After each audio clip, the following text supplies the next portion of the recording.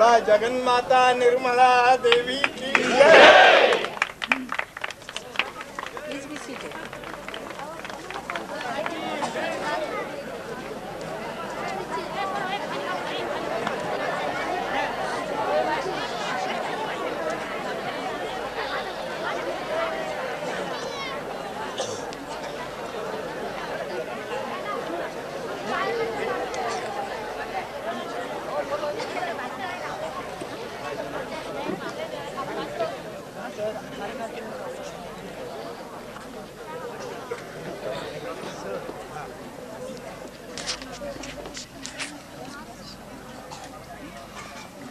आधी हार घालायचा का तुम्हाला? आधी घाला आधी भाषण देते ते जसं म्हणाल आपण भाषण हां त्यांना हार बीर घालायचं. नाही प्रिन्सिपल बर्टी सर आपणाला लिहून हार घालतील ह्याच्याबद्दल मी आपणाला एक शब्द हो हो सांगतो ना. सांगा सांगा. चालेल. आता पाणी वगैरे कार्यक्रमाला सुरुवात व्हायच्या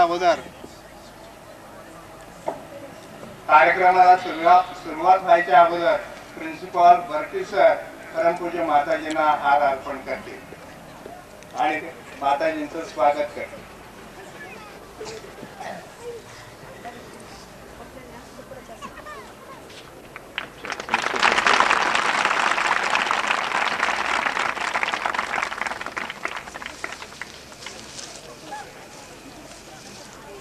आता आपण बराच वेळ झाला परमपूज्य माताजींच्या दर्शनाकरता थांबलेला आहात आणि त्यांच्या प्रवचन ऐकण्याकरता आणि कुंडलिनी जागृती करता आपण आतुर आहात.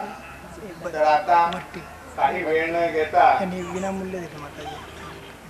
परमपूज्य माताजी आपणाला सर्व गोष्टी सांगतील.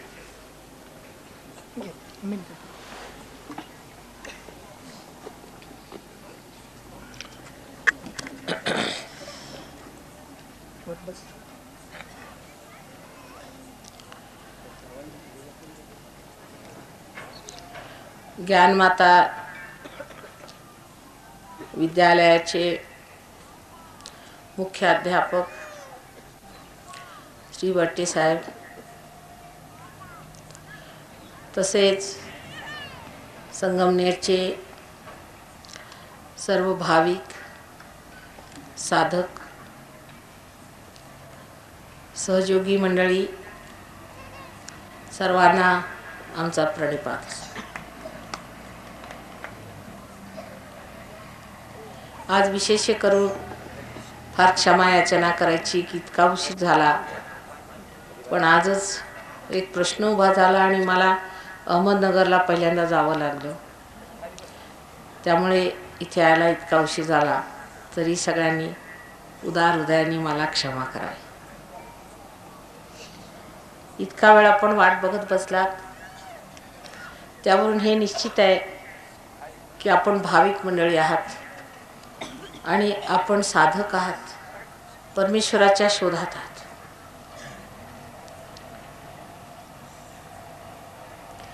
आजपर्यंत या भारतभूमीत, विशेष करून या महाराष्ट्रात अनेक साधू संत झाले. श्रीरामसुद्धा या पवित्र भूमीवर अनवाणी चालले आणि त्यांनी पुष्कळ मेहनत केलेली आहे.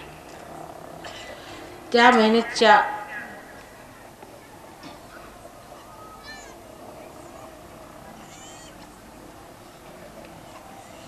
वर्णनाला माझ्याजवळ शब्द नाही. त्यांना लोकांनी किती छळलं, त्रास दिला, त्यांना समजून नाही घेतलं, त्यांची कोणत्याच प्रकारे मदत नाही केली, तरीसुद्धा त्यांनी आपलं कार्य अव्याहत चालवलं. त्याला कारण त्यांना माहीत होतं की एक दिवस असा येणार आहे की या भूमीवर असे मोठे मोठे लोक जन्माला येतील जे पुण्यवान आत्मा असतील. मनुष्य पैशाने मोठा होत नाही, यशाने मोठा होत नाही, सत्तेने मोठा होत नाही, कोणत्याही गोष्टीने मोठा होत नसतो. पण ज्या माणसाला परमेश्वराची ओढ आहे तोच खरा मनुष्य परमेश्वरी दृष्टीमध्ये मोठा असतो. आणि अशी परमेश्वराला शोधणारी अनेक मंडळी आहेत जी आपल्या महाराष्ट्र देशात विद्यमान आहे. परमेश्वर हा आपल्यामध्ये हृदयामध्ये आत्मास्वरूप असतो असं सर्व संत साधूंनी सांगितलं. ती सर्व साक्षात्कारी मंडळी होती. आणि साक्षात्कारी मंडळांचं मुख्य म्हणजे असं असतं की ते कोणतीच चुकीचं काम करत नाही, त्यांना सांगावं लागत नाही.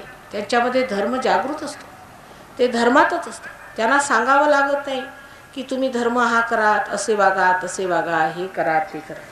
ते धर्मातच असतात. जे करतात तेच धर्म, जे करतात तेच सत्य.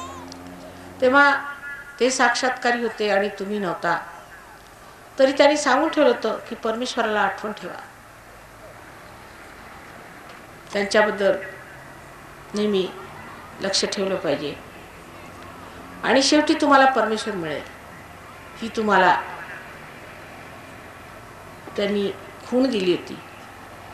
की ज्या वेळेला पसायदान म्हणजे जे वर्णन केलेलं आहे ज्ञानेशाने, तर स्पष्टपणे त्यांनी सांगितलं की ज्यावेळेला ब्रह्माचं एकत्व साधेल त्यावेळेला लोकांची कशी स्थिती होईल, लोक कोणत्या स्थितीला पोचतील, किती उच्च दशेला पोचतील.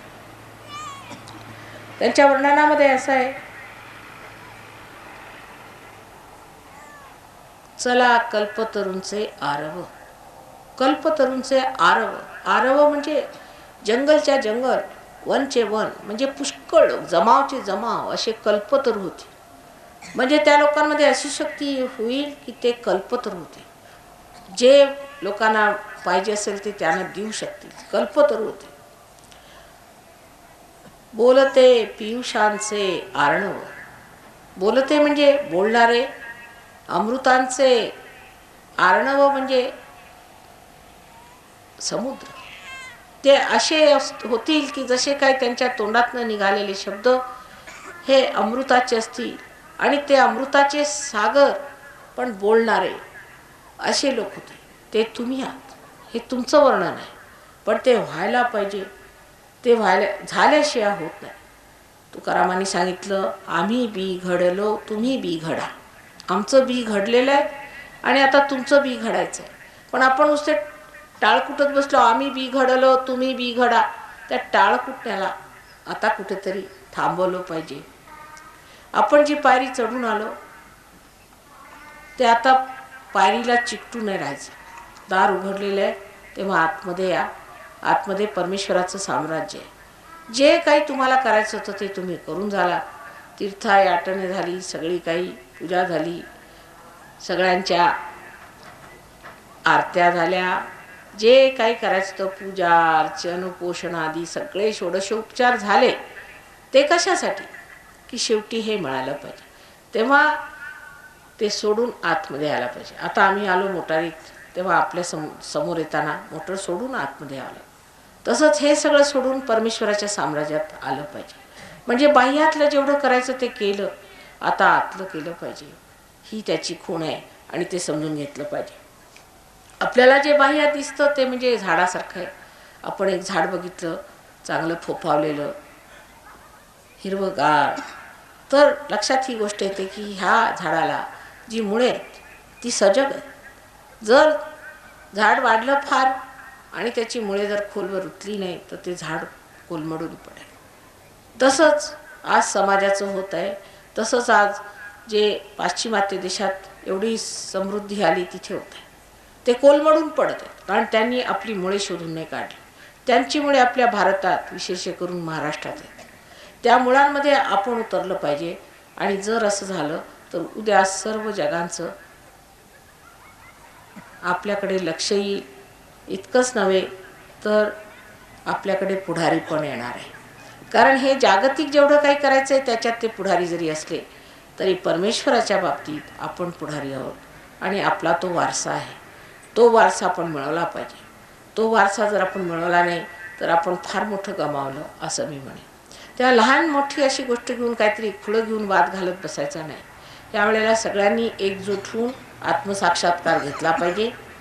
ब्रह्माच्या एकत्वात उतरलं पाहिजे. आणि जे रामदासांनी सांगितलं त्याप्रमाणे सर्वांनी मिटे वाद संवाद ऐसा करावा आणि एक मनाने सगळ्यांनी हा अनुभव घ्यावा. कारण ही जी कुंडलिनी आहे ही तुमची आई तुमच्यामध्ये हजारो वर्षापासून बसलेली आहे. एका क्षणाची वाट बघते की कधी हिची जागृती. तिची जागृती झाल्याशिवाय आत्मसाक्षात्कार होत नाही. आणि जागृतीसुद्धा एऱ्या गबाळ्याचे काम नव्हे. त्यालासुद्धा कोणीतरी अशी विशेष व्यक्ती लागते जी हे कार्य करू शकते. ते आज हजारोनी घटत आहे. हा महायोगच आहे. सहयोग आज महायोगाला पोचलेला आहे. तेव्हा या पावनगंगेत तुम्ही सुद्धा हात धुवून घ्या. हे सगळं तुझं आहे, तुझं पाशी. तेव्हा ते तुम्ही तुमचं घ्यावं. आम्ही मध्ये उगीच बसलेलो आहोत. खरं म्हणजे आमचं काहीच नाही. एखादा पेटलेला दिवा जर दुसऱ्या दिवाला पेटवतो तर त्याचं काय वैशिष्ट्य? काहीच. तसेच तुम्ही आता नुसते तयार आहात. तुमचा दिवा फक्त पेटवायची वेळ आलेली आहे. तो पेटवून घेणे. पण सहयोगात माणसं पार होतात. त्यांच्या डोक्यातून म्हणजे ब्रह्मरंध्रातून थंड थंड असे गार वारे येतात. हातात सुद्धा सगळीकडे गारगार वाटू लागतं. आणि ही जी चैतन्य शक्ती ब्रह्मशक्ती जी सर्व जिवंत कार्य करते, जी परमेश्वराची जिवंत शक्ती आहे, जिवंत परमेश्वराची जी जिवंत शक्ती आहे ती हाती जरी लागली तरी थोडीशी त्याच्याकडे खबरदारी घ्यावी लागते. जसं एखादं लहानसं अंकुर फुटतं पण ते सांभाळावं लागतं, जपावं लागतं. सुरुवातीला फार जपावं लागतं आणि ते जपल्यानंतरच त्याचे मोठे वृक्ष होतात. म्हणून सुरुवातीला थोडी मेहनत घ्यावी लागते. आज संगमनेरला बरेच दिवसात माझं येणं झालं. पण तशी मी इकडून पुष्कळदा गेलेली आहे. आणि पुष्कळदा वाटत असेल की एकदा संगमनेरला सुद्धा जर प्रोग्राम केला तर बरं होईल. कारण साईनाथांचं जवळच वास्तव्य राहिलेलं आहे. तेव्हा त्यांच्या कृपेने इथे पुष्कळ कार्य होण्यासारखं आहे. आणि ते आपण सर्वांनी आत्मसात करावं, त्याच्यामध्ये आरूढ व्हावं आणि आपल्या प्रतिष्ठेला प्राप्त व्हावं अशी माझी सगळ्यांना कळकळीची विनंती आहे. श्रीकृष्णाने सांगितलेलं आहे की जेव्हा योग घडेल तेव्हा मी तुमचा क्षेम बघेन. योग घडला पाहिजे. पुष्कळ लोक म्हणतात तुमच्या देशात एवढं देवाच्या गोष्टी करतात आणि एवढं देशामध्ये अक्षेम काय आहे, लोकांना क्षेम नाही, त्यांच्यात गरिबी दारिद्र्य दैन्य हे सगळं कशाला? कारण योग घडलेला नाही. आधी योगक्षेम वाहम्य. पण त्याच्यात एक आणखी नट आहे, नित्य अभियुक्ता. जे सातत्याने माझ्याशी चिकटून राहतील त्यांचंच मी योगक्षेम वहन करेन. नुसतं तोंडाने चरपट पंजरी करून होणार नाही. ते आतून घटित झालं पाहिजे. आणि ते घटित झाल्यानंतर त्याचा प्रादुर्भाव झाल्यानंतर सातत्याने तो संबंध परमेश्वराशी घटित झालेला हा संबंध आपण जपून ठेवला पाहिजे. कुंडलिनीचं जागरण करणं सोपं आहे आणि विशेष करून ह्या भूमीत फार सोपं आहे. ते साध्य झालेलं आहे. पण त्याची जोपासना मात्र तुमच्यावर अवलंबून आहे. त्या बाबतीत लोक हलके पडतात. ह्याचं मला मोठं आश्चर्य वाटतं की जर त्यांना पारायण करायला सांगितले तर रोज सकाळी 4 वाजता आंघोळ करून पारायण करत बसतील. पण जर ध्यान करायला सांगितलं तर लोक ध्यान करत नाही. आणि ध्यानाशिवाय मनुष्यामध्ये गहराई येऊ शकत नाही. त्याच्यामध्ये ती गहनता येऊ शकत नाही ज्याची फार गरज आहे. गहन झाल्याशिवाय सातत्य राहणार नाही. तेव्हा तिकडे मात्र लोकांचं लक्ष नसतं आणि ते करत नाही. त्यामुळे सहयोगामध्ये लोक येतात, पार होतात, पण त्यांची वाढ खुंटते आणि जिथल्या तिथे राहून जातात. तसं करायला नको. तेव्हा आज असा निश्चय करायचा, जर माताजीने आम्हाला जागृती दिली तर आम्ही स्वतःला जोपासून पुढे वाढवून आणखी त्याचे वृक्ष तयार करू. म्हणजे पुढच्या वेळा माताजी येतील तर त्यांना असं दिसेल की आमच्या वृक्षाखाली हजारो लोक पावन झाले. पार झाल्यानंतर तुम्हीसुद्धा लोकांना पार करू शकता. इथे अशी मंडळी आहेत काही तुमच्याच गावच्या जवळची की ज्यांनी हजारो लोकांना पार केलेलं आहे. तेव्हा हे कार्य झालं पाहिजे. आताची जी नैतिक पातळी घसरलेली आहे, जगामध्ये जे सगळीकडे युद्ध पसरलेलं आहे, हे सगळं काही वरवरच्या बोलण्यानी आणि राजकारणाने बदलणार नाही. मानवाला बदललं पाहिजे आणि त्याला बदलण्याची विशेष वेळ आलेली आहे. ह्या वेळेबद्दल भृगुमुनींनी सुद्धा 14,000 वर्षापूर्वी लिहून ठेवलं होतं की 1970 साली असा सहयोग स्थापित होणार आहे आणि हे कार्य होणार आहे. तसंच एक विलियम ब्लेक म्हणून फार मोठा कवी 100 वर्षापूर्वी इंग्लंडमध्ये झाला. त्यांनी तर इत्थंभूत सगळं सांगितलेलं आहे की हे कसं होईल. आणखी त्यांनी इंग्लिशमध्ये आधी व्यवस्थित सगळं लिहून ठेवलेलं आहे की कशा प्रकारे घडणार आहे. तेव्हा ही घडण्याची वेळ आली आहे आणि ह्या काळेला तुम्ही समजलं पाहिजे की हा काळ काय आहे, आपण कुठे कोणत्या वेळेला जन्माला आलो, ही किती महत्त्वाची वेळ आहे आणि ही वेळ टाळली नाही पाहिजे. जेव्हा संत साधू आले तेव्हा तुम्ही त्यांना ओळखलं नाही, त्यांना जाणलं नाही. ते मेल्यावरती त्यांचे मोठमोठाले तुम्ही मंदिरं बांधली, घरं बांधली, त्यांच्या नावावरती पुष्कळ मोठमोठाल्या संस्था तुम्ही उत्पन्न केल्या, पण त्यांनी काय फायदा होणार. आज ह्या वेळेला वर्तमान काळामध्ये तुम्ही हे मिळवलं पाहिजे, त्यात वाढलं पाहिजे, ही मेहनत करायला पाहिजे. आम्ही तुमचे आई आहोत, तुम्हाला जे लागेल ते द्यायला तयार आहोत, जे म्हणाल ते करायला आम्ही तयार आहोत. मेहनतीला आम्ही भीत नाही, पण तुम्ही सुद्धा थोडंसं काहीतरी करायला पाहिजे. परमेश्वरांनी तुमच्यासाठी एवढं केलं आहे, तुम्ही सुद्धा काहीतरी परमेश्वरासाठी करायला पाहिजे, असं आई म्हणून मी तुम्हाला सांगते. मी तुमची कैवारी आहे, तुमच्यासाठी वाटेल ती मी करायला तयार आहे, मी म्हटलेलं आहे. पण तुम्ही सुद्धा थोडंसं शहाणपण दाखवायला पाहिजे. आणि ते जर शहाणपण आणि ती जरा मेहनत घेतली तर इथे ह्या संगमनेरमध्ये अनेक साधू संत उभे राहतील आणि फार मोठे मोठे जीव इथे निर्माण होते. तेव्हा अशी व्यवस्था सर्वांनी करावी. आणि आजपर्यंत जी काही तुम्ही तपस्या केलेली आहे त्याचं जे फळ आहे ते मात्र स्वतःला प्राप्त करून घ्यावं. ते तुमचं आहे. सहज म्हणजे सह म्हणजे तुमच्याबरोबर, आणि ज म्हणजे जन्मलेला, असा योगाचा जन्मसिद्ध हक्क तुम्ही स्वतःला मिळवून घ्या. बाकी वेळ फार झालेली आहे म्हणून मी तुमचा वेळ घेणार नाही, पण 1-2 प्रश्न असले तर विचारा तुम्ही. आणि प्रश्न विचारल्यानंतर आपण कुंडलिनी जागृतीचा कार्यक्रम करूया. इथे येऊन प्रश्न विचारा म्हणजे ऐकायला येईल मला.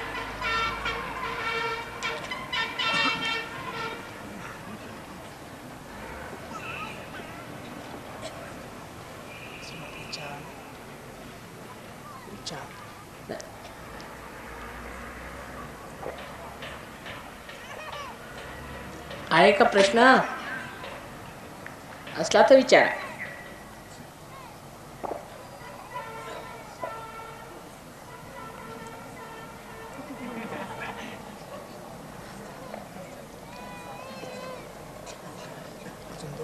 तर प्रश्न नसला तर मग तोच कार्यक्रम करूया ज्याच्यासाठी तुम्ही इतका वेळ थांबलेले आहेत. प्रश्न नाही म्हणजे लोक किती उत्सुक आहेत आणि अधीर आहे हे ऐकून फार आनंद झाला. आहे का प्रश्न? इकडे पुढे येऊन सांगा. पुढे वरती.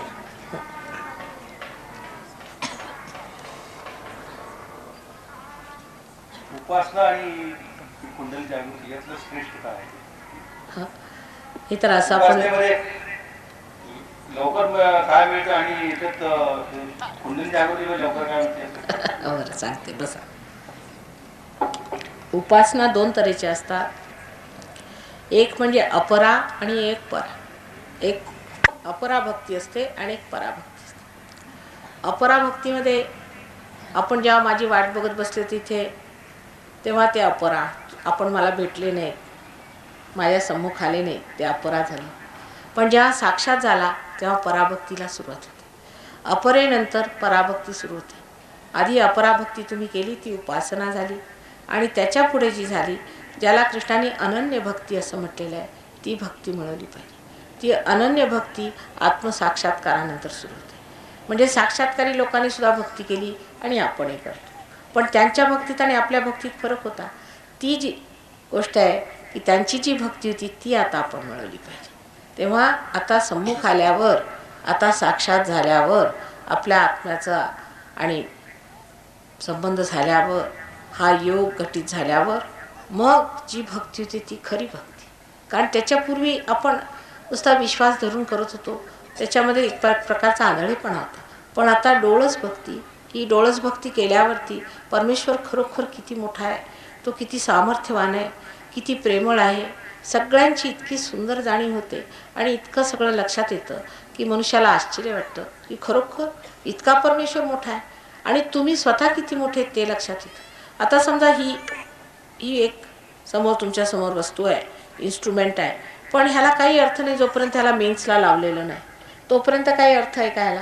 नुसती एक वस्तू समोर दिसते, हे असं आहे, माईक आहे वगैरे कळतं, पण ह्याचा काही उपयोग होईल का? ह्याला काही अर्थ नाही. पण मेन्सला लावल्यावर ह्याला अर्थ येतो. म्हणजे हे निरर्थक नाही आहे, पण मेन्सला लावल्याशिवाय अर्थ लागत नाही. म्हणून मेन्सला लावायचं जे काम आहे ते कुंडलिनी होतं. झाल्यानंतर मग तुमच्या ह्याला अर्थ लागतो, तुमच्या जीवनाला अर्थ लागतो. कळलं का? कारण एकदम नवीन विषय असल्यामुळे कुंडलिनी जागृती म्हणजे ह्याचा संबंध काय परमेश्वराशी असं लोकांना वाटतं. पण जसं अगदी सरळ म्हणजे समजायचं की हा कसा हे सगळे इन्स्ट्रुमेंट आपलं तयार झालेलं आहे, तर शेवटी हे कॉईल ठेवलेलं असतं. तसंच आपल्यामध्ये 3.5 वेटोळांचं कॉईल म्हणजे कुंडलिनी आहे. आणि ती उठून जेव्हा आपला संबंध परमेश्वराशी लावून देतो तेव्हा आपल्याला खरा अर्थ लागतो. त्याच्यानंतर मग आपली जी चेतना आहे, जी मनुष्याची चेतना आहे, ती एकदम सामूहिक चेतना होते. म्हणजे चेतना म्हणजे जाणीव होते, म्हणजे काही डोक्याने नाही, पण आपल्या हातामध्ये थंड थंड असे गारगार परमेश्वराच्या शक्तीचे वारे वाहू लागतात. डोक्यातनं असं वारं निघतं. आणि मग आपल्याला कोणा माणसाला जर आपण बघितलं तर आपल्याला लगेच लक्षात येईल की त्याला काय त्रास आहे, त्याची कोणची चक्र धरली, मग ते कसं नीट करायचं ते जर समजलं तर तुम्ही ते नीट करू शकता. तुमची चक्र कोणची धरली ते लक्षात येतं. म्हणजे मनुष्याला साक्षी स्वरूपत्व प्राप्त होतं आणि तो आपल्या या साक्षी स्वरूपामध्ये एकदम सगळ्या गोष्टींना सम्यक रूपाने बघू लागतो. आणि ज्ञानाचं सुद्धा आपलं असं आहे की जे काही आपलं ज्ञान आहे ते बाह्यातलं आहे. अजून परमेश्वर आहे किंवा नाही हे तरी तुम्ही सिद्ध कसं करून दाखवणार. पण एकदा आत्मसाक्षात्कार झाल्यावर तुमच्या हातामध्ये ज्या थंड थंड अशा लहरी येतात, हे म्हणजे तुम्ही कॉम्प्युटरसारखे होऊन जातात. मग जर तुम्ही प्रश्न विचारला परमेश्वर आहे का, तर थंड थंड हातात येईल. आणि जर एखादी गोष्ट असेल ती खोटी असेल तर तुमच्या हातामध्ये गरम गरम येईल, नाही तर हे व्हायब्रेशन्ससुद्धा थांबतील. इतकंच नव्हे, पण कधी कधी लोकांना थोडेसे फोडसुद्धा असे आल्यासारखं वाटतं क्षणभर. म्हणजे खोटं काय आणि खरं काय ज्याला आपण ॲब्सोल्यूट म्हणतो ते आपण होऊन जातो. कळलं?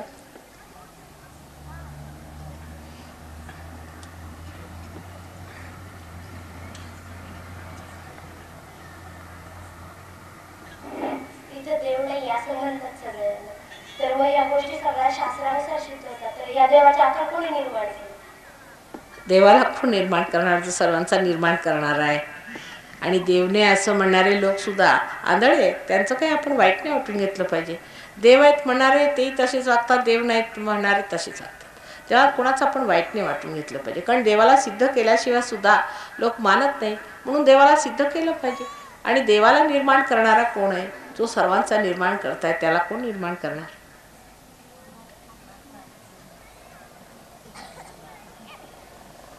हळूहळू सहयोगात तुमच्या सर्व लक्षात येईल देव म्हणजे काय, देवाचे किती अंग आहेत, त्यांचे तसे आपल्या मनुष्याच्या शरीरात सुद्धा नाक डोळे सगळं आहे. नंतर एखादा मनुष्य आता समजा तो जर टीचर असला तर तो वडीलही असतो, तो कुणाचा मुलगाही असतो, तो कुणाचा पतीही असतो. तसेच देवाचे अनेक अंग आहेत.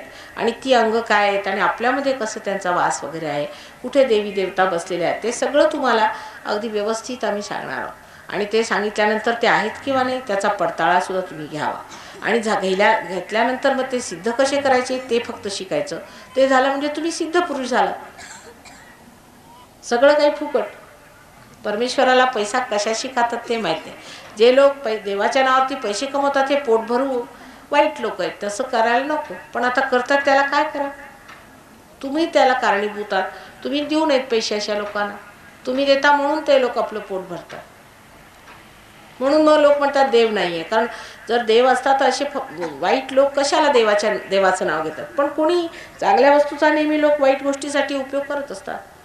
एकदा आमच्या मुंबईला दारूचं स्मगलिंग चालू होतं. तर त्यांनी काय केलं, गीताची पुस्तकं केली आणि त्या पुस्तकांमध्ये आतमध्ये जागा पोकळ ठेवून त्याच्यामध्ये असे ते दारूच्या बाटल्या ठेवल्या. म्हणजे गीतेला कोण प्रश्न करेल. म्हणून तसं देवाचं झालेलं. देवाचं नाव घेऊन वाटेल ते करायचं. म्हणून देव वाईट आहे असं नाही काही.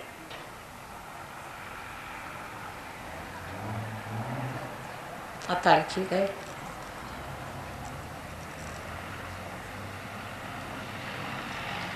तो आहे किंवा नाही हे सिद्ध फक्त कुंडलिनी जागृतीने होतं, नाही तर होत नाही.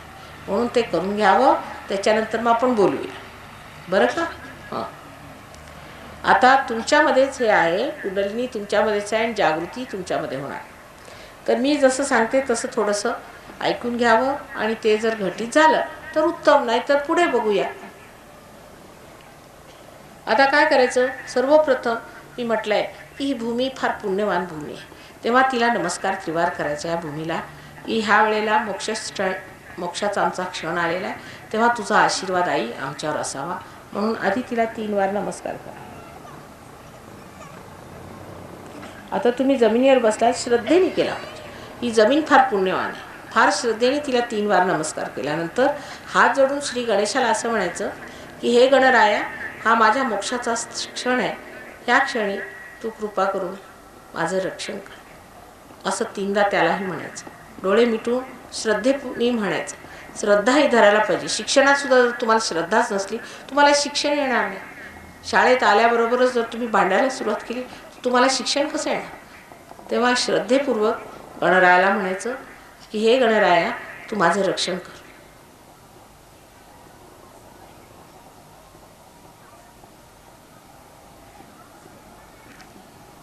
अशी प्रार्थना झाल्यानंतर सगळ्यांनी डोक्याच्या टोप्या वगैरे काढून ठेवायच्या, कारण ब्रह्मरंध्र हे डोक्याच्या इथे आहे. दुसरं असं की आम्ही आई आहोत, तर आम्ही काय अंमलदार नाही आहोत, आमच्यासमोर टोप्या कशाला घ्यायच्या? आम्ही आपल्याच आहोत ना. आईजवळ आपण कसं खुलं बसतो, काही तिच्याशी आडपडदा नसतो, तसं अगदी खुलं बसायचं. विश्वास ठेवून आरामाने स्वतःवर विश्वास ठेवला पाहिजे की हे आम्हाला होईल, नक्की होईल, अशी आशा धरून बसायचं. आता चष्मेसुद्धा काढून ठेवले बरे, कारण यांनी डोळेसुद्धा बरे होतात. आणि दोन्ही हात माझ्याकडे असे ठेवायचे, मांडीवर आरामात, अगदी आरामात बसायचे आणि डोळे मिटून घ्यायचे. डोळे उघडू नका, डोळे अगदी उघडायचे नाहीत काय असलं तरी, आणि डोळे मिटून घ्या व्यवस्थित. मी जेव्हा म्हणेन तेव्हाच डोळे उघडायचे. फक्त एवढं केलं की झालं. मग मी सांगते पुढचं काय ते.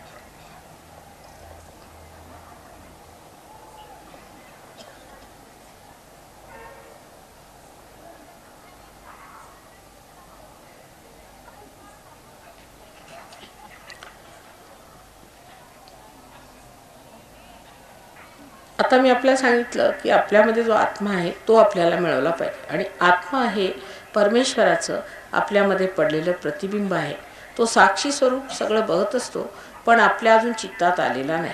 म्हणून डावा हात माझ्याकडे करायचा. डावा हात ही इच्छाशक्ती आहे, म्हणून माझ्याकडे डावा हात सारखा ठेवायचा. म्हणजे तुमच्यामध्ये इच्छा आहे की तुम्हाला आत्मज्ञान मिळालं पाहिजे. हा आपला वारसा आहे आणि तो मिळणार. तेव्हा त्याबद्दल शंका करायची नाही. फक्त डावा हात असा मांडीवर व्यवस्थित ठेवायचा आरामात, आणि उजवा हात त्याच्यामध्ये क्रियाशक्ती आहे, म्हणून तो उजवा हात हृदयावर ठेवायचा. Please keep your left hand towards me and right hand on your heart. कारण हृदयामध्ये आत्म्याचं स्वरूप आहे, म्हणून हृदयावर ठेवून मनापासून एक प्रश्न मला विचारायचा, जोरानीने हृदयातच विचारला तर बरं होईल, की श्री माताजी, मी आत्मा आहे का, असा प्रश्न विचारा. हा अगदी खरोखर म्हणजे ज्याला म्हणतात बुनियादी, अगदी फंडामेंटल असा प्रश्न आहे की मी आत्मा आहे का, असा 3दा प्रश्न विचारा. नम्रतेने विचारला पाहिजे.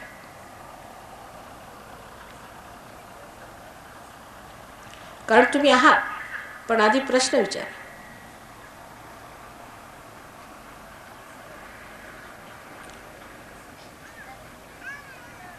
आता तुम्ही जर आत्मा आहात तर आत्मा तुमचा गुरु सुद्धा आहे, आणि म्हणून हा उजवा हात खाली पोटावर ठेवायचा, डावीकडे. सगळं काम डावीकडे. डावा हात सारखा माझ्याकडे सतत ठेवायचा आणि उजवा हात डावीकडे पोटावर ठेवून परत प्रश्न विचारायचा की जर मी माताजी आत्मा आहे तर मीच माझा गुरु आहे का? श्री माताजी, मीच माझा गुरु आहे का? असा 3दा प्रश्न विचारा.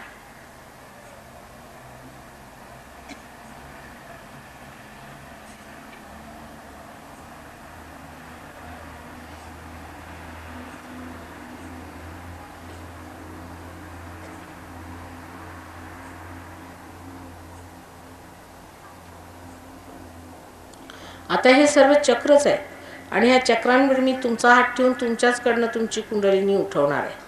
आता हा उजवा हात खाली ओटीपोटावर ठेवायचा. ह्या ओटीपोटामध्ये शुद्ध विद्या आहे. ज्या विद्येने आपण परमेश्वराला जाणतो, त्याचे कायदे कानून जाणतो, त्याच्या सर्व शक्त्यांना जाणतो, ही ती विद्या, तिला शुद्ध विद्या असं म्हणतात. म्हणून ह्या ठिकाणी उजवा हात धरायचा जोराने. आता एक गोष्ट आहे की तुम्ही मनुष्याला परमेश्वराने स्वतंत्र केलं, किंवा जर त्याला जर पूर्णपणे स्वतंत्र करायचं असलं तर त्याला पहिल्यांदा त्याची स्वतंत्रता वापरता आली पाहिजे. म्हणून परमेश्वराने तुम्हाला अगदी स्वतंत्र केलेलं होतं. तुम्ही चुका केल्या असतील किंवा ठीक केलं असेल, पुण्य केलं असेल, पाप केलं असेल, काही असेल तरी ह्या वेळेला ते विसरून जायचं. आणि ह्या वेळेला मात्र मी तुमच्या स्वतंत्रतेवर घाला घालू शकत नाही. तेव्हा तुम्हाला मागून घ्यावं लागेल आणि म्हणावं लागेल की माताजी मला तुम्ही शुद्ध विद्या द्या. असं म्हटल्याशिवाय मी जबरदस्ती करू शकत. तिथे माझी मर्यादा आहे. म्हणून आपण असं म्हणायला पाहिजे, माताजी कृपा करून मला तुम्ही शुद्ध विद्या द्या. असं 6दा म्हणा. ह्या चक्रामध्ये 6 पाकळ्या आहेत. म्हणून तुम्हाला म्हणायचं, माताजी मला तुम्ही शुद्ध विद्या द्या. कृपा करून तुम्ही मला शुद्ध विद्या द्या. Please put your hand on your stomach on the Swadhisthana and please ask for the शुद्ध विद्या.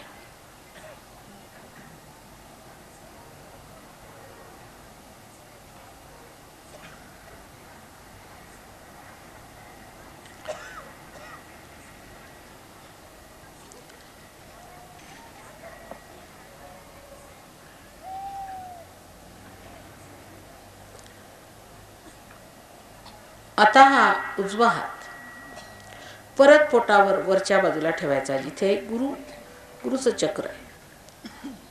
आता तुम्ही शुद्ध विद्या मागितल्यावर तुम्ही आता पूर्ण उत्साहाने आणि विश्वासाने असं म्हणायचं की श्री माताजी मीच माझा गुरु आहे, असं म्हणायचं पूर्ण विश्वासाने.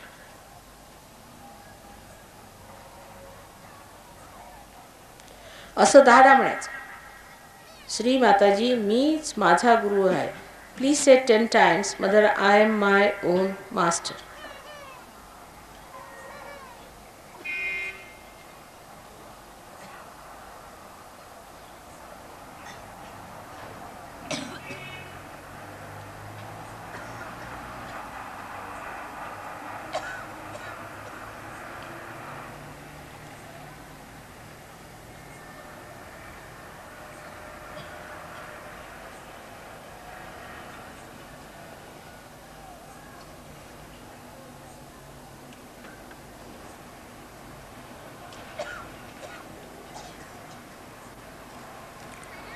आता हा हात वरती परत हृदयावर ठेवायचा. उदार परत हा हात ठेवायचा. Please keep your hand on your hearts. या ठिकाणी आता परत तुम्ही पूर्ण विश्वासाने म्हणायचं की मी माताजी मी आत्मा आहे. असा पूर्ण विश्वासाने म्हणायचं, माताजी मी आत्मा आहे. Please say here with full confidence, mother I am the spirit. कृपया पूर्ण विश्वास से हृदय पे हाथ रख करके 12 मर्तबा कहिए कि मैं आत्मा हूँ. 12दा म्हणायचं. Please say 12 times please.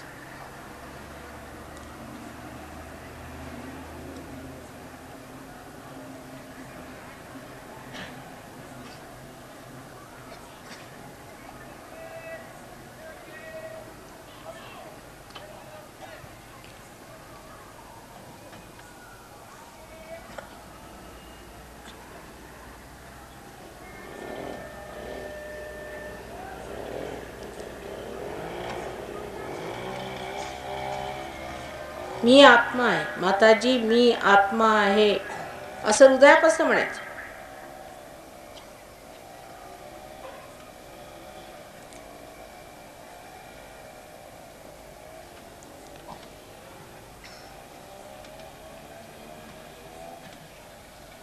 आता हा उजवा हात खांद्यावर ठेवायचा, मानेच्या जवळ खांद्यावर ठेवायचा.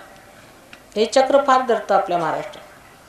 म्हणजे मी फार बाई, मी पती, मी अमुक, मी तमुक, सकाळपासून संध्याकाळपर्यंत आपण आपल्याला कमी लेखत असतो. जर तुम्ही आत्मा आहात तर तुम्ही निष्पाप आहात, शुद्ध आहात, निर्दोष आहात. ह्या ठिकाणी हा हात ठेवून म्हणायचं, श्री माताजी मी आत्मा आहे आणि मी निर्दोष आहे. असं 16दा म्हणा. श्री माताजी मी आत्मा आहे आणि मी पूर्णपणे निर्दोष आहे, असं म्हणा.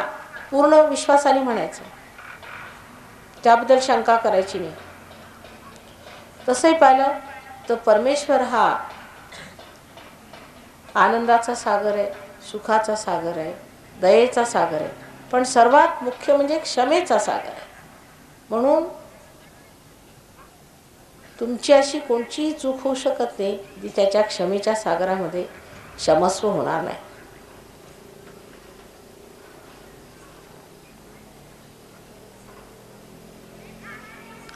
हे 16दा म्हणायला पाहिजे. ह्या चक्राला 16 पाकळ्या आहेत म्हणून 16दा म्हणायचं की मी आत्मा आहे आणि मी निर्दोष आहे. Please put your hand on your neck on the Vishuddhi chakra and say it 16 times, Mother, I am not guilty.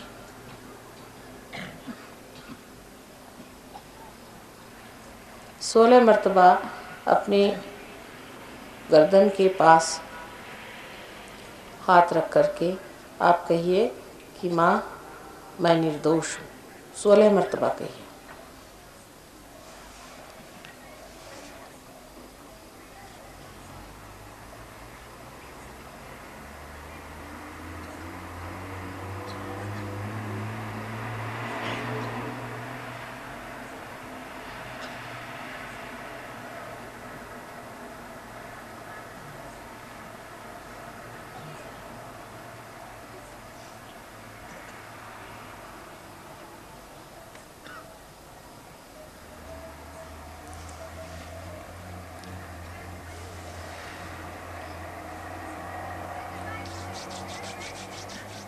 आता उजवा हात आपल्या कपाळावर आडवा धरायचा. Please hold your hand on top of your forehead across. अपने माथे पर हाथ आड़ा रख लीजिए और कहिए, कृपा करून म्हणायचं इथे हे क्षमेचं स्थान आहे की श्रीमाताजी मी सर्वांना क्षमा केली, मी हृदयापासून सर्वांना क्षमा केली. कारण जर आपण दुसऱ्यांना क्षमा करू शकत नाही तर परमेश्वर सुद्धा आपल्याला क्षमा करणार नाही. म्हणून श्रीमाताजी मी सर्वांना क्षमा केली असं म्हणा. बघ फार हलकं वाटेल तुम्हाला. Please say mother I forgive everyone. सब यहाँ पर हाथ रखकर कहिए कि माँ मैंने सबको माफ़ कर दिया. ये बहुत आसान है कहना. हे म्हणणं फार सोपं आहे, कठीण नाही आहे. पुष्कळ लोक म्हणतात की आम्हाला नाही असं म्हणताय, आम्ही क्षमा नाही करू शकत. पण जर तुम्ही क्षमा नाही करत तर करता का? तुम्ही स्वतःला त्रास देऊन राहिले. ज्या माणसाला क्षमा नाही केली त्याला तर त्रास होत नाही ना. मग कशाला असं म्हणायचं नाही की माताजी मी सगळ्यांना क्षमा केली.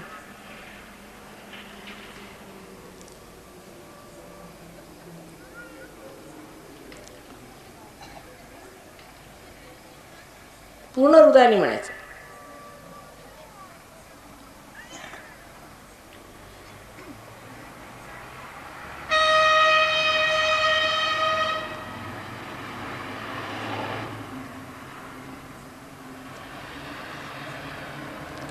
आता हा उजवा हात आपल्या टाळूवर ठेवायचा. तळ हात दाबून धरायचा टाळूवर आणि घड्याळाच्या काट्यासारखा फिरवायचा. दाबून धरायचा टाळूवर आणि घड्याळाच्या काट्यासारखा फिरवायचा.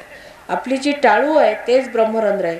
त्याच्यातनं कुंडली निघाल्यावरच आपण सूक्ष्मतेला प्राप्त होतो. तेव्हा जरासं हळूहळू त्याला असं फिरवायचं. आता ह्या ठिकाणी परत आपली स्वतंत्रता आम्ही घेऊ शकत नाही. म्हणून आपण म्हणायला पाहिजे की माताजी मला आत्मसाक्षात्कार पाहिजे, मला तो आपण कृपा करून द्यावा. माताजी मला आपण कृपा करून आत्मसाक्षात्कार द्यावा असं साधदा म्हणायला पाहिजे. आणि हळूहळू तुम्ही हात असा फिरवा. At this point I cannot take your freedom, so you have to say mother please give me my self realisation. Try to press your hand on top of your fontanelle bone area and move it clockwise. अपने तालू भाग में अपना हाथ रख करके और ज़ोर से दबाकर उसे आप कांटे की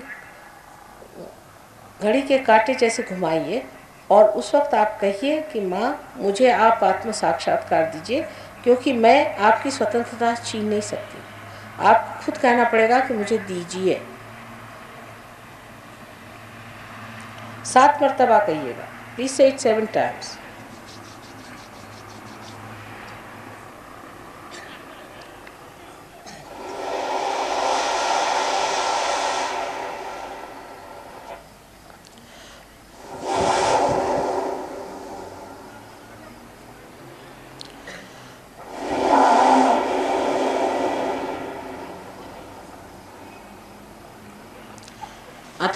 हात खाली ठेवायचा, डोळे उघडू नये.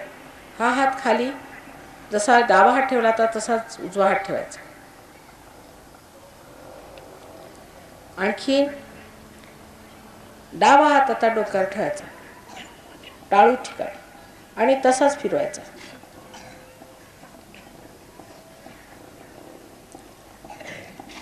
आता बघा की उजव्या हातामध्ये थंड येते का. Please put your right hand on your lap and left hand on your head and just try to press it the way you had done before and see if there is cool coming in your right hand.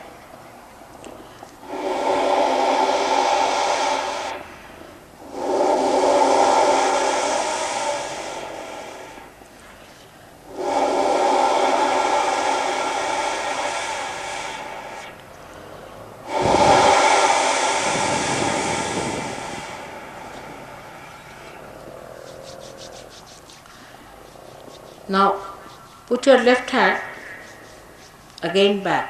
परत डावा हात जिथे होता तिथेच ठेवायचा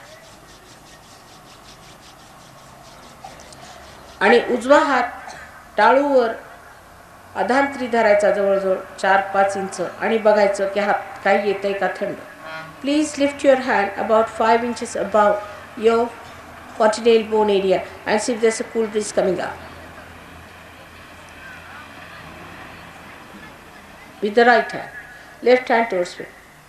बघा येतंय का, येत आहे, छान. आता हीच कुंडलिनी आहे, हीच तुमच्यातली कुंडलिनी जागृत होऊन तुमच्या ब्रह्मरंध्रात निघत आहे. आता उजवा हात माझ्याकडे करून डाव्या हाताने बघा.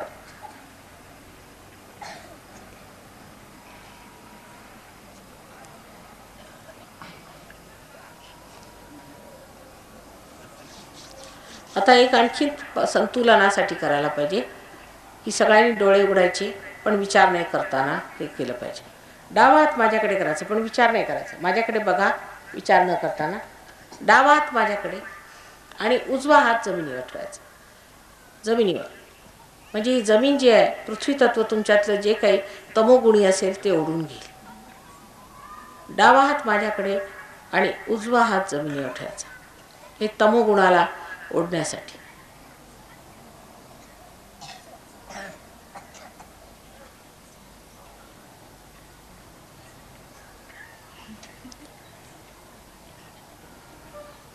आता उजवा हात माझ्याकडे, put your right hand towards me and left hand towards the sky. आणि डावा हात असा वरती आकाशाकडे मागे असा करायचा, असा समोर नाही, असा मागे. At the back, put your hand at the back.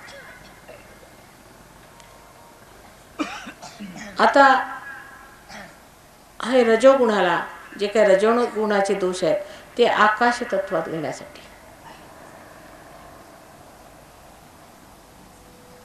हळूहळू हातात थंड थंडी वाटू लागेल पण विचार नाही करायचा. माझ्याकडे बघताना विचार नाही करायचा. निर्विचारिता तुमच्यात आलेली आहे तेव्हा विचार नाही करायचा. पुष्कळांचं डोकं भारी आहे, त्याने असं म्हणा माताजी माझ्या डोक्यात या. कारण डोकं सुद्धा भारी अशाने होतं की थोडासा विश्वास पाहिजे ना माझ्याबद्दल तरी. तुम्ही एवढी मोठी गोष्ट मागायला आलात, जर समजा तुम्हाला तुमच्या प्रोफेसरमध्ये विश्वास नसला तर तुम्हाला कशी विद्या येणार. काही मला तुमच्याकडून नको आहे तेव्हा विश्वास करायला काही हरकत नाही. तर माताजी माझ्या डोक्यात आहे असं म्हणायचं म्हणजे डोकं हलकं होईल.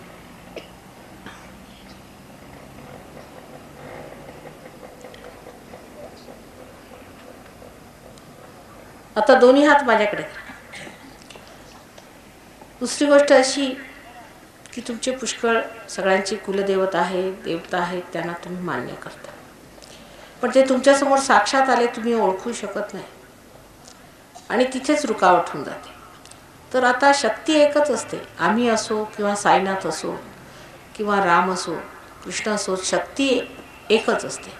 म्हणून प्रश्न असा विचारायचा की जी तुमची कुलदेवता असेल किंवा ज्याला मानत असेल, समजा दत्तात्रयाला म्हणतात किंवा कुणाला, तर असा प्रश्न विचारायचा मनामध्ये की श्री माताजी तुम्ही दत्तात्रय आहात का, किंवा श्री माताजी तुम्ही साक्षात भवानी आहात. कोणताही असला प्रश्न विचारा. जर खरी गोष्ट असेल तर तुमच्या हातामध्ये थंड थंड गारगार वारा आहे. सरळ विचारायचं मनामध्ये,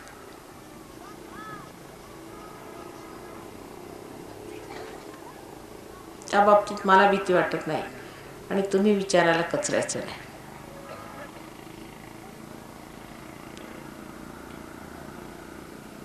पुष्कळांचं आणि सुटे. ज्यांची तुम्ही उपासना केली ते तुम्ही साक्षात आहात का असं विचारायचं.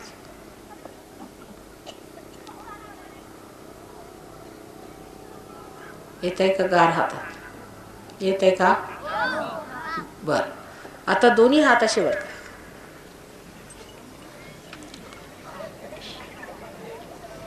आणि आता असा प्रश्न करायचा की ही जी आम्हाला हातात गारगार शक्ती लागली, ही ब्रह्मशक्ती आहे का, ही परमेश्वराची जिवंत शक्ती आहे का, असं विचारायचा प्रश्न. 3दा विचारायचा, ही परमेश्वराची जिवंत ब्रह्मशक्ती आहे का, असा 3दा प्रश्न विचारायचा. येते का गा?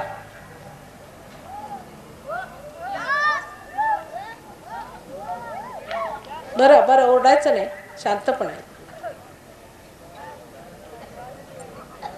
झाले, तुम्ही पार झाला, तुम्ही पार झाला. ज्यांच्या हातात आलं ते पार झाले. आता पार झाले म्हणजे हातातली शक्ती जर आपण वापरली नाही तर कसं करणार? समजा जर तुम्हाला उद्या आम्ही लंडनचे पैसे दिले तर तुम्हाला त्याची किंमत काय करणार जोपर्यंत तुम्ही बाजारात जाणार नाही. तेव्हा बाजारात जाऊन बघायचं म्हणजे लोकांचं बघायचं, लोकांच्या ह्याच्यावरती. आता आपापसात आहे, तुम्ही बघा गार येते का, आपापसात बघा, एक दुसऱ्याचं बघा, दुसऱ्यांच्या डोक्यावर गार येते की नाही, स्वतःच्या तर येते पण दुसऱ्यांच्या येतं की नाही बघा, आपापसात कळेल तुम्हाला येतं की नाही. नाही, वरती वरती बघा, वरती, हां वर बघा, दुसऱ्यांचंही बघा, स्वतःचं बघता तसं दुसऱ्यांचंही बघता येतं. बोलू नका, शांत राहिलं पाहिजे.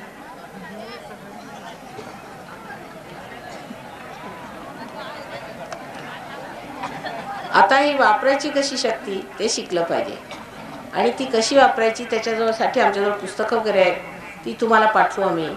तसंच माझ्या फोटोमध्ये सुद्धा चैतन्याच्या लहरी आहेत. ही आश्चर्याची गोष्ट आहे की फोटोमध्ये सगळ्या चैतन्याच्या लहरी आलेल्या आहेत. तेव्हा तुम्हाला आम्ही फोटोसुद्धा देऊ आणि त्या फोटोचा उपयोग कसा करायचा ते तुम्ही जरा शिकून घेतलं पाहिजे.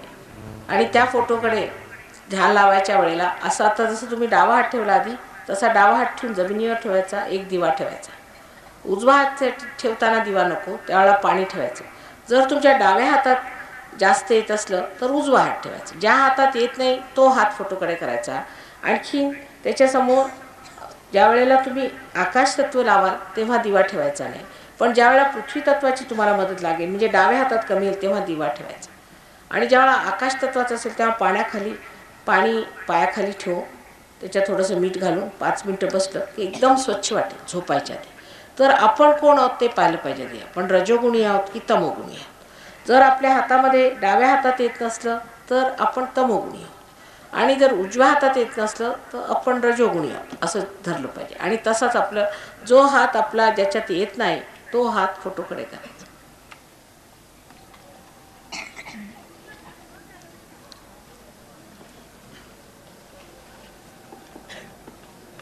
आता पुढे त्याची बंधनं कशी द्यायची ते सुद्धा शिकवलं पाहिजे तुम्हाला आत्ताच, कारण परत मी ह्या वर्षी काय येणार नाही आहे. तर फार सोपं काम आहे की स्वतःला बंधन कसं द्यायचं आणि कुंडलिनी जागृत कशी करायची स्वतःची. आता तुमची जी कुंडलिनी आहे ती आता वर आली पण परत ती खाली पडण्याची संभावना असते. कारण जर तुमच्यात दोष असले, तुम्हाला काय आजार असला काय असला तर तिथे कुंडलिनी परत जाते आणि तिथे ती बघते. कारण ती तुमची आई आहे ना, तर ती सगळं ठीक करायच्या मागे असते, तर तेव्हा तिची मदत केली पाहिजे. तर जिथे तुम्ही बसलात तिथे समोरच अशी कुंडलिनी असा हात ठेवायचा, समोर असा डावा हात असा ठेवायचा आणि उजवा हात त्याला असा हळूहळू असं लपेटत जायचा, असा वरपर्यंत आणायचा. आता बघा, म्हणजे आधी वर, समोर आणि खाली बघा. आता सगळ्यांनी करायचं, लक्षपूर्वक ह्या हाताकडे बघायचं, लक्षपूर्वक केलं पाहिजे. बघा आता हा हात असा, मासा पुढे असा खाली करा, असं 3दा फक्त करावं लागणार. आता इथे आल्यावरती आपले जे खांदे ते मोकळे सोडायचे आणि डोक्यावर घेऊन जायचं, डोकं असं मागे टाकून आणि ह्याला असे वेटोळे घालायचे 2-4 जोरात आणि मग त्याला एक गाठ बांधायची. परत हा हात असा ठेवायचा, हा हात असा फिरवत जायचा, असा फिरवत असा परत वर आणायचा, परत खांदे मोकळे सोडायचे, डोकं वर घ्यायचं, परत एकदा अशी गाठ बांधायची आणि सोडायचं. तिसऱ्यांदा 3 गाठी म्हणजे नीरगाठ होते. परत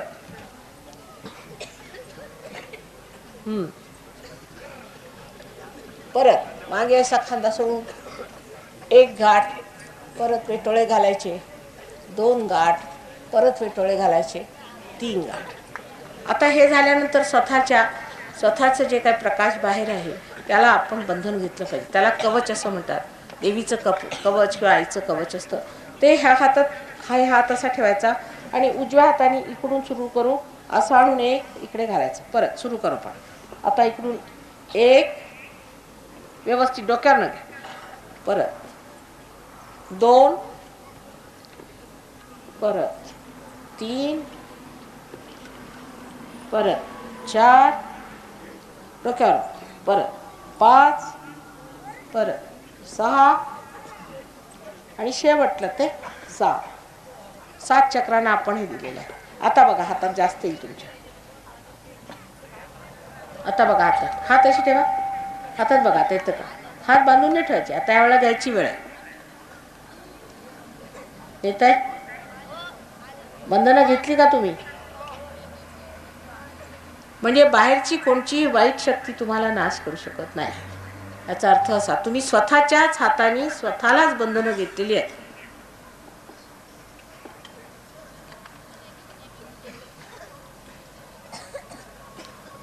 आता मी पुढल्या वर्षी परत येईन आपल्याला भेटायला.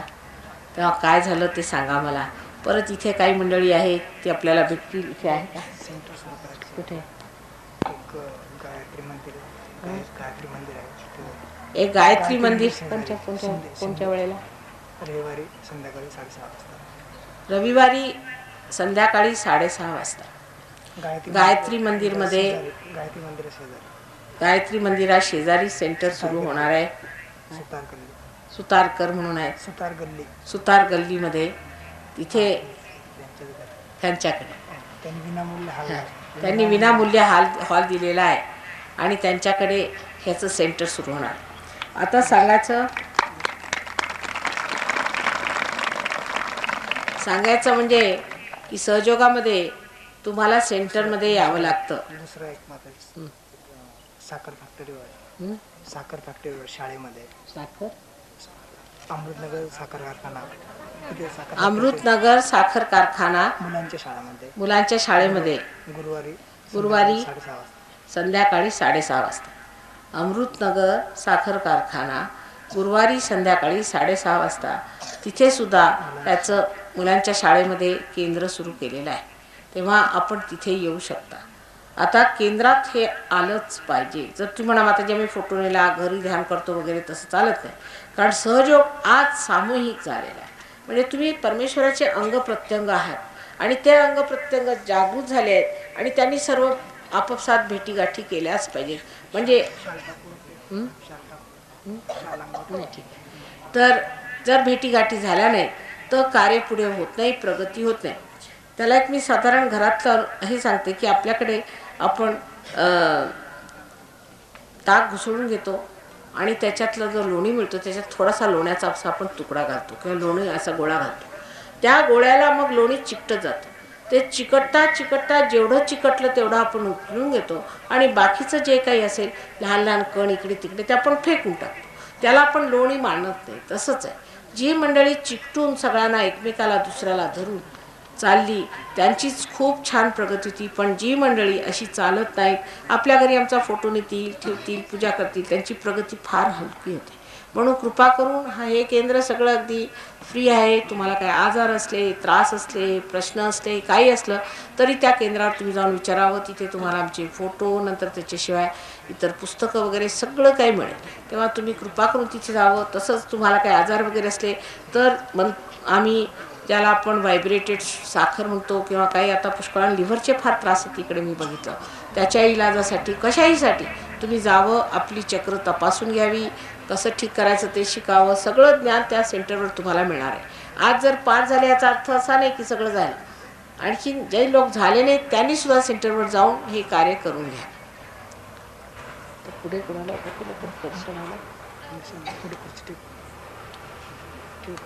बसते ना खाली. मला काय खुर्ची इथे ठेवते. बसून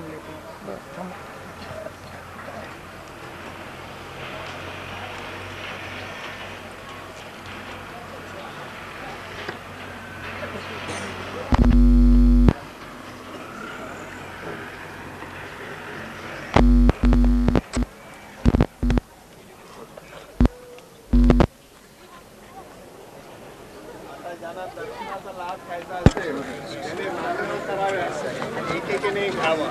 अगोदर